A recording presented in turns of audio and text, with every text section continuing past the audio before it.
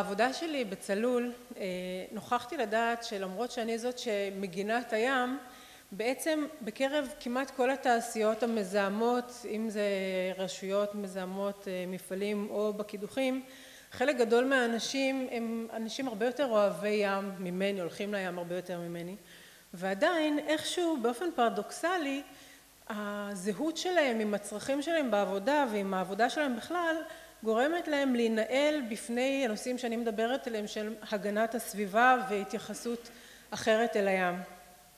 צלול מתמודדת עם הבעיה הזו של חוסר המודעות לגבי הצורך לשמור על הסביבה הימית בכל הנושאים שקשורים באנרגיה, וזה עולה הרבה מאוד בשיחות שלנו עם משרד האנרגיה והמים, ואני אומרת את זה כאן כי אני מבקשת גם מכם לחשוב על עצמכם ועל האהבה שלכם עליהם כשאני מדברת על הדברים האלה, ולזכור את הפריזמה הספציפית האישית שלכם, ואני מניחה שחלק גדול מכם כבר שמע הרצאות אלו ואחרות על הנושא של הקידוחים, ולכן אני אנסה לספר לכם דברים שאולי אתם פחות שמעתם.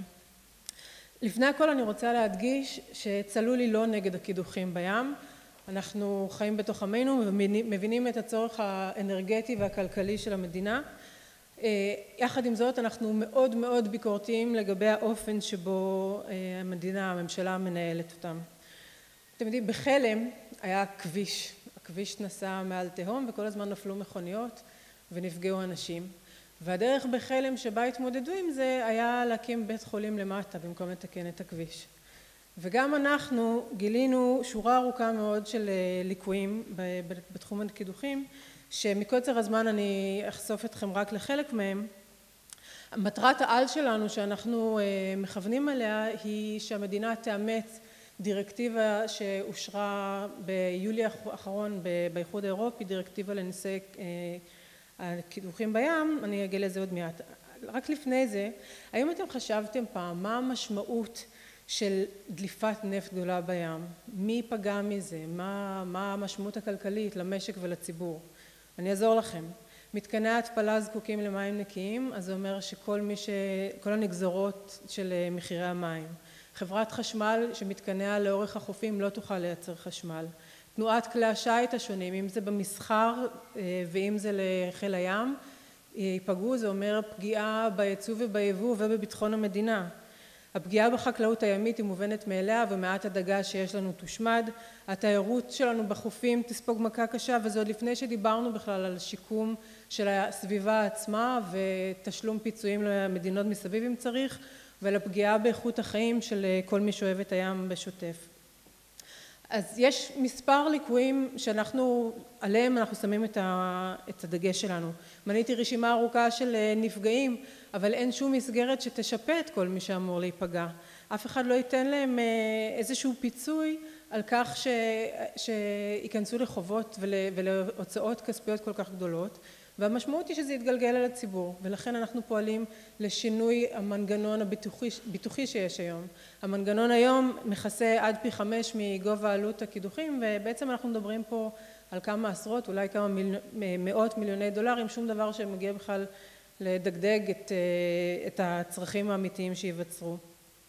אם אנחנו מסתכלים על המים הכלכליים, שם נמצאות רוב האסדות, המדינה היא זאת שנותנת היתרים לקדוח, היא זאת שמחליטה אם לייצא או לא, היא זו שהיה את כל הסיפור של ועדת שישינסקי, אבל משום מה, בגלל שזה המים הכלכליים, אז שם לא חלים כל הנושאים של חוקי תכנון, רישוי, פיקוח ובקרה, וגם על זה אנחנו שמים לזה דגש רב. אנחנו פועלים להגברת השקיפות, אני לא יודעת אם אתם יודעים, אבל היום בשם סודות מסחריים, בעצם אי אפשר לקבל שום מידע על מה שמתנהל בכל התחום של ניהול האסדות. אנחנו פועלים לקידום חוק לניהול הים. יש את חוק הנפט, הוא משנת 52, אתם בטח יודעים שזה חוק מיושן מאוד ואין בו אף סעיף סביבתי. יש בצנרת עכשיו במשרד להגנת הסביבה את חוק אזורים ימיים, שגם הוא יכול לתת מענה, אבל צריך לקדם אותו בצורה משמעותית יותר. נכון להיום, מי שמוסמך לתת את ההרשאות לקידוחים זה רק משרד האנרגיה, גם אם זה חיפוש, גם אם זה הפקה, וגם הם קשורים בנושא של הגנת הסביבה לכל מה שקשור למניעת הזיהומים, כשהמשרד להגנת הסביבה משמש כיועץ להם. המשרד להגנת הסביבה אחראי לכל מה שקשור להזרמות, לחומרים המסוכנים ולטיפול אחרי דליפה. ומשרד הכלכלה, שזה המשרד שעל היבשה, אחראי על בטיחות וגהות במפעלים ביבשה, בכלל לא מוזכר בשום אופן, וזה צריך להתייחס לאסדות כמו שמתייחסים למפעלים בים. אז פה אנחנו פועלים בעצם להפרדת הסמכויות ולעזור למשרד הכלכלה להבין את תפקידו. מלבד כל הנושא הרגולטורי, יש בעיה חמורה מאוד מאוד של חוסר המוכנות של המדינה למצב חירום. אין למשרד להגנת הסביבה את התקציבים להכשרות כוח אדם, לרכישת ציוד, ובעצם התלמ"ת, הכספים שהובטחו על ידי הממשלה לתלמ"ת מחולקים על פני כמה שנים, מה שאומר שיקח עוד שנים עד שבעצם המשרד יוכל להיערך כמו שצריך. מדינת ישראל שכל כך אוהבת לקרוא לעצמה מדינת הסטארט-אפ ניישן צריכה לשאוף למצוינות גם בנושא של הקידוחים בים. זה הרגולציה וההסדרה של כל זה, זה גם לטובת התעשייה, זה לא משהו שהתעשייה צריכה לעמד על שתי רגליים אחוריות. אנחנו רואים שהתעשייה מתלוננת קשות על כך ובצדק, שכל הזמן משנים להם את הדרישות ואת הסטנדרטים, בגלל שהמשרדי ממשלה לומדים ומשנים תוך כדי. בעולם חברות גדולות שמכבדות את עצמם בכלל לא נכנסות לקידוחים במקומות שבהם אין את כל הנושא הזה של הסדרת הסביבה כמו שצריך. היום מדברים כמובן על גז, אבל כולם מחפשים נפט. ואם אצלנו הייתה דליפת נפט כמו באסון מפרץ מקסיקו, שכיסה 24,000 קילומטר רבוע, זה אומר שאנחנו מדברים ממצרים ועד לבנון ועד קפריסין, ולנו יש בסך הכל 196 קילומטרים של חוף. אנחנו לא צריכים כל כך הרבה כדי להיות משותקים לגמרי. אנחנו לא רוצים להיות במצב שמה שראינו באסון הדלקה בכרמל יחזור על עצמו בניהול אסון בים. עכשיו אני יודעת שאני מתארת מקרה קיצון ואני יודעת שהסבירות לזה היא נמוכה, ויחד עם זה הסיכון הוא עצום, ולכן חשוב מאוד להקפיד על עקרון הבטיחות המונעת. חשיבות השמירה הסביבה הימית ביום עיון כמו שלכם היום שמדבר על אסטרטגיה ימית, חשוב לכל השימוש לכל הניהול של השימושים השונים בים, כדי שאתם תוכלו להמשיך וליהנות מים נקי ובריא שהוא מה שנדרש לכם לפעילות שלכם. לים התיכון יש תפקיד חשוב מאוד בכל מה שקשור, הוא מרכזי בכל ההוויה של מדינת ישראל, אם זה בתרבות ופנאי, ואם זה כנתיב תחבורה מרכזי, וכמקור מזון, ומקור להספקת שירותים אקולוגיים, ובעקבות מתקני ההתפלה הוא כמובן מקור למים, ועם מתקני הקידוחים עכשיו גז, ואולי גם נפט בעתיד. שמענו עכשיו על הרחבת הנמלים ועל שולחנות התכנון מונחים כל מיני רעיונות על הקמת איים בים לתשתיות ולאיים, ואנחנו לתשתיות ולמגורים, וכמובן אסור לשכוח את כל החומרים המזהמים שמוזרמים, מיליוני קוב שמוזרמים בשנה. בשטח כל כך קטן ומצומצם, לכל השימושים האלה ביחד יש השפעה אקוטית. השימושים הרבים האלה מנוהלים על ידי משרדי ממשלה רבים. יש לנו ככה את משרד להגנת הסביבה ומשרד האנרגיה והמים והבריאות והחקלאות והתחבורה והתקשורת ופנים וביטחון וביטחון פנים, וכל המשרדים האלה פועלים בלי שום תיאום ביניהם, בלי יד מכוונת. חלק מהמשרדים לא מבינים בכלל את המשמעויות הסביבתיות של הפעולות שלהם, הרבה פעמים הם מתנגשים ביניהם, וכמובן לחלק גדול מהפעילויות יש משמעויות סביבתיות בפני עצמן, כשכמובן בראש זה קידוחים.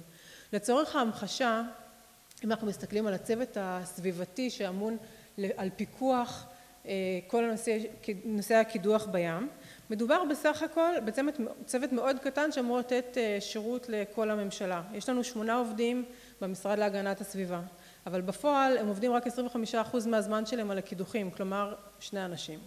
במשרד האנרגיה והסביבה יש אדם אחד שהוא האגף להגנת הסביבה במשרד האנרגיה והמים, וברשות הטבע והגנים יש עוד משרה וחצי. על כל העובדים האלה שיש להם לכולם מעט מאוד ניסיון, הם עובדים בצורה מאוד אינטנסיבית בשנתיים האחרונות, אבל זה הניסיון שיש להם בעצם. מולם הם מקבלים את המידע שבידיהם מידי החברות ומידי הממשלה. הרבה פעמים המידע הוא לוקה בחסר, יש להם ציוד מקצועי מועט, ציוד חירום, כמובן דל שדיברנו עליו, אין להם הרבה סמכויות. זאת אומרת, התפקיד שלהם מראש נראה כאילו שהוא חסר סיכוי. מולם פועלות חברות עתירות הון, ונוצרת תחושה שיש סיכוי יותר מסביר שבעצם הרגולטור משרת כאן את בעלי ההון ואת התעשייה. עכשיו, זה ידוע שלא אחת ולא פעמיים, לא פעם ולא פעמיים, נוטים לשים את הסביבה אחרון ולתת עדיפות לנושאים העסקיים. ועדיין, בגלל שמשרדי הממשלה, ואני יודעת את זה, ואתה יודע, אני נלחמת בזה כמובן, אבל בסדר.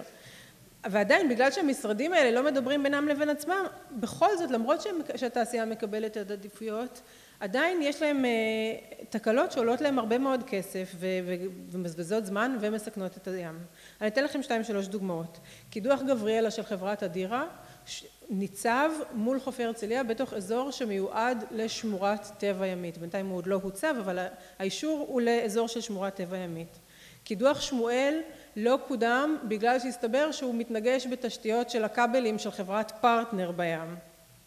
יש עתירה של דייגים נגד האסדות, עתירה ייצוגית, בגלל שאומרים שהתשתיות על האדמה מונעות מהמכמורתנים לגרוף את הים, שאני כמובן לא מתנגדת לזה, אבל שוב אתם רואים שיש פה בעיה, וגם מחיל הים שמענו שיש בעיה שהסונאר מפריע, הסונאר שלהם מופרע על ידי הרעשים של הקידוחים, ואם זה מפריע לחיל הים, אף אחד לא מדבר בשם הדולפינים ובעלי החיים, אבל אני אזכיר גם אותם. אני רוצה להתעכב רק שנייה על מועצת הנפט, שהיא אקזמפלר מבחינתי ומגלמת המון בעיות. תפקיד המועצה לייעץ לשר האנרגיה ולממונה לענייני הנפט. חברים בה ממונים על ידי שר האנרגיה והמים. אמורים להיות ב15 חברים, בפועל יש שם היום 9, כש7 זה הקוורום, זה המספר הנדרש מבחינה חוקית כדי שההחלטות שלהם יהיו תקפות חוקית.